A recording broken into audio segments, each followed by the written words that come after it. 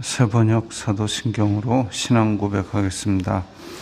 저는 전능하신 아버지 하나님 천지의 창조주를 믿습니다. 저는 그분의 유일하신 아들 우리 주 예수 그리스도를 믿습니다. 그분은 성령으로 잉태되어 동정녀 마리아에게서 나시고 본디오 빌라도에게 고난을 받아 십자가에 못 박혀 죽으시고 장사된 지 사흘 만에 죽은 자 가운데서 다시 살아나셨으며 하늘에 오르시어 전능하신 아버지 하나님 우편에 앉아 계시다가 거기로부터 살아있는 자와 죽은 자를 심판하러 오십니다. 저는 성령을 믿으며 거룩한 공교회와 성도의 교제와 죄를 용서받는 것과 몸의 부활과 영생을 믿습니다. 아멘. 거룩하신 아버지 하나님 감사합니다. 간밤에도 편히 쉬게 해주시고 새벽에 기도하는 자리에 불러주시니 감사합니다. 이 시간 저희들이 마음 중심으로 주님을 경외하게 하여 주시옵소서. 예수님 이름으로 기도드리옵나이다. 아멘.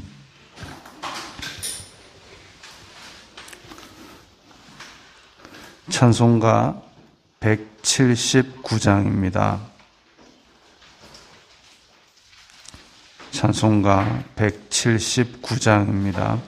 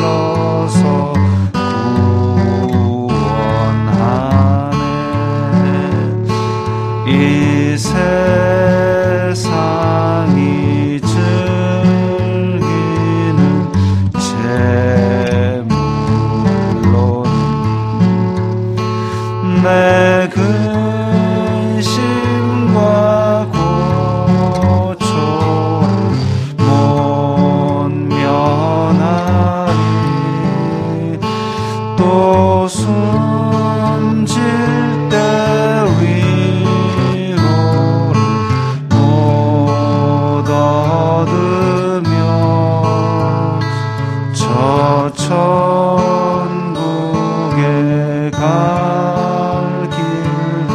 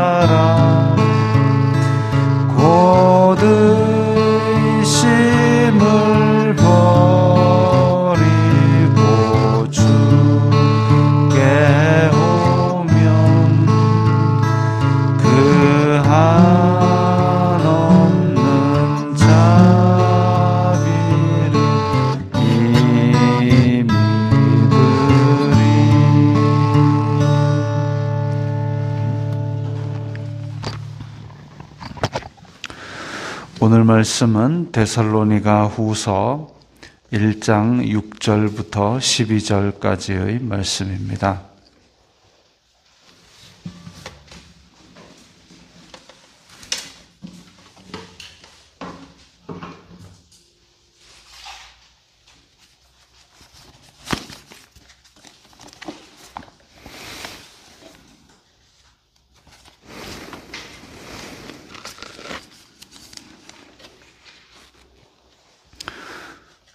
데살로니가 후서 1장 6절부터 12절까지의 말씀 함께 읽겠습니다. 너희로 환난을 받게 하는 자들에게는 환난으로 갚으시고 환난을 받는 너희에게는 우리와 함께 안식으로 갚으시는 것이 하나님의 공의시니 주 예수님께서 자기의 능력의 천사들과 함께 하늘로부터 불꽃 가운데 나타나실 때에 하나님을 모르는 자들과 우리 주 예수님의 복음에 복종하지 않는 자들에게 형벌을 내리시리니 이런 자들은 주님의 얼굴과 그의 힘의 영광을 떠나 영원한 멸망의 형벌을 받으리로다. 그날에 그가 강림하사 그의 성도들에게서 영광을 받으시고 모든 믿는 자들에게서 놀랍게 여김을 얻으시리니 이는 우리의 증거가 너희에게 믿어졌음이라. 이러므로 우리도 항상 너희를 위하여 기도함은 우리 하나님이 너희를 그 부르심에 합당한 자로 여기시고 모든 선을 기뻐함과 믿음의 역사를 능력으로 이루게 하시고 우리 하나님과 주 예수 그리스도의 은혜대로 우리 주 예수님의 이름이 너희 가운데서 영광을 받으시고 너희도 그 안에서 영광을 받게 하려 함이라. 아멘. 바로 앞에서 데살로니가 교회가 아주 어려움을 겪고 있고 그 박해받는 것, 고난받는 것, 그 가운데서 하나님께서 공의를 이루신다고 했습니다. 그 구체적인 내용이 오늘 6절, 7절 가운데 나옵니다. 환난을 받게 하는 자들에게는 환난으로 갚으시고, 그래서 유대인들과 그리고 로마 사람들이 예수님 믿는다고 해서 그렇게 어려움을 주고 환난을 주고 괴롭히고 이런 경우에는 하나님께서 그 사람들에게 환난으로 갚아주신다고 그랬습니다. 물론 그게 우리가 원하는 그때에 즉시 이루어지지는 않죠. 로마에서 많은 성도들이 박해를 당하고 잡혀가지고 그 구경거리가 되어서 사자의 밥이 되어서 죽어갈 때에 물론 그 사람들도 기도했을 겁니다. 하나님, 이게 지금 곧 죽게 생겼습니다. 살려주세요. 기도했을 겁니다. 그러나 그 사람들은 또 순교를 당하고 고통 중에 죽어갔던 우리 역사를 기억합니다. 그렇게 고통을 하나님께서 왜 내버려 두셨을까? 물론 그 뜻을 우리는 다 알 수는 없지만 그러나 그 이후에 어쨌든 그걸 괴롭혔던 그리고 환난을 주었던 그 사람들 분명히 하나님께서 그 사람들을 그대로 보아 넘기지는 않으실 것이다. 그리고 오늘 말씀에 보면 환난으로 갚으신다 그랬습니다. 그들이 가야 될 곳은 이 땅에서는 배부르고 영화롭게 살지는 모르겠지만 그 부자와 나사로 이야기처럼 땅에서 호의호식하던 부자가 결국은 자기의 자기 집 앞에서 있던 나사로를 돌보지 아니하고 그리고 결국은 죽은 이후에 불구덩이 속에서 괴로워하는 모습을 봅니다. 그것처럼 이 괴롭히고 교회에게 고통을 주던 자들에게는 환난으로 갚으실 날이 온다는 것이죠. 그 날이 언제이냐? 그 날짜는 정확히 알 수가 없지만 분명히 하나님께서 공의롭게 그 일들을 이루실 날이 올 것이다. 그리고 환난을 받는 너희, 즉 데살로니가 교회에는 우리와 함께 안식으로 갚으신다 그랬습니다. 자, 여기서 계속 이제 오늘 본문에서는 대조되고 있습니다. 환난을 주는 자들, 그리고 안식으로 나중에 갚음을 받는 자들. 지금 여기서 고난을 받고 있지만 안식으로 갚으시는 그 하나님의 공의를 보게 될 것입니다. 그날은 언제냐? 예수님께서 능력의 천사들, 영광의 모습으로 오실 때이지요. 하늘로부터 불꽃 가운데라면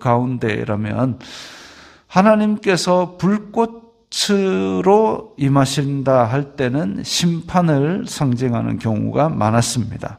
그래서 불꽃 같은 눈으로 할 때는 감찰하시는 모습을 나타냅니다. 우리의 겉으로 꾸며는 모든 그런 거짓된 것, 가려진 것을 태워버리고 그 중심에 있는 죄를 뚫어보시는 눈이 바로 불꽃 같은 눈이죠. 안식으로 갚으실 때는 능력의 천사들과 함께 온다라는 것이 기쁠 수 있지만 환난으로 갚음을 받는 자들에게는 불꽃 가운데 나타나시는 것은 그야말로 공포의 대왕임에 틀림없습니다. 자, 8절에 보면 하나님을 모르는 자들과 복음에 복종하지 않는 자들, 또 이렇게 나옵니다. 환난을 받게 하는 자들, 하나님을 모르는 자들, 그리고 복음에 복종하지 않는 자들, 이들은 형벌 가운데 처할 것입니다. 이런 자들은 주님의 얼굴과 그의 힘의 영광을 떠나, 자, 이것도 대조됩니다. 주님의 얼굴과 그의 힘의 영광과 함께 하는 것이 곧 안식이고 곧 우리가 들어갈 영광인데 거기를 떠났다 그랬습니다. 그러니까 영광을 떠났다라는 것은 곧 하나님의 시야 밖으로 벗어났다. 하나님께 버림을 받았다. 이런 거죠. 그 버림을 받는 것이 일시적인 것이 아니라 영원한 멸망의 형벌이라 그랬습니다. 하나님의 영광을 떠났다, 그 얼굴빛 밖으로 쫓겨났다라는 것은 결국은 영원히 타는 불모서의 고통이죠. 그것이 영원한 멸망의 형벌입니다. 10절에 그날에 그가 강림하사 그의 성도들에게 영광을 받으시고, 자, 앞에서 환난을 받게 하는 자들, 하나님을 모르는 자들, 복음에 복종하지 않는 자들과 대조되는 인물군이 그의 성도들입니다. 하나님의 성도들. 하나님의 성도들은 예수님께서 다시 오시는 날 영광을 돌릴 것이고, 모든 믿는 자들, 그의 성도들은 곧 모든 믿는 자들입니다. 그는 놀랍게 여김을 얻으시리니, 예수님께서 다시 오실 그날이 언제인지 우리도 알 수가 없지만 다시 오실 그날에 우리가 그 영광을 보면서 영광을 돌리고 기뻐하고, 그리고 이 기다려온 모든 소망들이 이루어지기 때문에 놀랍게 여기고, 그것이 우리 믿는 자들이 생각하는 것들이죠. 그런데 반면, 자, 환난을 받게 하던 자들, 하나님을 모르는 자들, 복음에 복종하지 않는 자들, 지금은 잘 살 수 있을지 모릅니다. 그러나 그 불꽃 가운데 강림하실 때에 자기네들의 겉으로 꾸며진 그 화려한 삶들이 다 불타버리고 자기의 중심에 있는 추악한 죄악들이 드러나게 되고 영원한 형벌에 처해지는 것이죠. 이러므로 우리도 항상 너희를 위하여 기도함은 우리 하나님이 너희를 그 부르심에 합당한 자로 여기시고, 자, 그 부르심에 합당한 합당한 자로 여기신다라는 그 말씀 안에는 어떤 내용이 포함되어 있느냐 하면 이 모든 일들이 인간의 공로로 이루어지는 것이 아니라 전적으로 하나님의 은혜라는 겁니다. 우리가 믿었고 또 예수님의 이름으로 고난을 받는다. 그러니까 우리가 이렇게 열심히 한다가 아니라 하나님께서 그 부르심에 합당한 자로 여겨주셨기 때문에 우리가 이런 일들을 겪고 영광 안으로 들어가는 겁니다. 전적으로 하나님께서 너희들은 내 뜻에 합당하다라고 인정하셨기 때문에 그 은혜로 말미암아 우리가 구원의 길, 영광의 길에 들어가는 것이죠. 우리 하나님과 주 예수 그리스도의 은혜대로, 그래서 그 예수 그리스도로 말미암는 은혜가 우리를 전적으로 이끄시는 겁니다. 우리 주 예수님의 이름이 너희 가운데서 영광을 받으시고 너희도 그 안에서 영광을 받게 하려 함이라. 자, 이게 문맥이 좀 독특한데요. 우리 하나님과 주 예수 그리스도의 은혜대로 우리 주 예수님의 이름이 영광을 받으시고 너희도 그 안에서 영광을 받게 하려 함이라. 일단 예수님의 이름이 영광을 받으시는 건 알겠습니다. 너희도 그 안에서 영광을 받는다. 우리 모든 성도들, 그의 성도들, 모든 믿는 자들이 영광을 받는다는 것은 예수님의 영광을 가로채는 게 아니라 앞에서 나온 대로 주님의 얼굴과 그 힘의 영광 안에 들어가는 것. 그래서 함께 안식으로 갚으시는 하나님의 은혜, 그게 바로 우리도 그 안에서 영광을 받는 것이죠. 그래서 예수님 다시 오시는 날 우리 주 예수님의 이름이 영광을 받으시고 모든 믿는 성도들도 그 영광 안으로 들어가는 것, 그것이 12절 앞에 나오는 우리 하나님과 주 예수 그리스도의 은혜대로, 그것을 세번역에서는 그 은혜대로라는 말을 뒤로 넣었습니다. 그래서 예수님께서 영광을 받으시고 모든 성도들도 그 영광 안에 들어가는 것, 그것이 바로 주 예수 그리스도의 은혜로 이루어지는 것입니다. 이렇게 번역을 했죠. 그게 문맥에 더 잘 맞는 것 같습니다.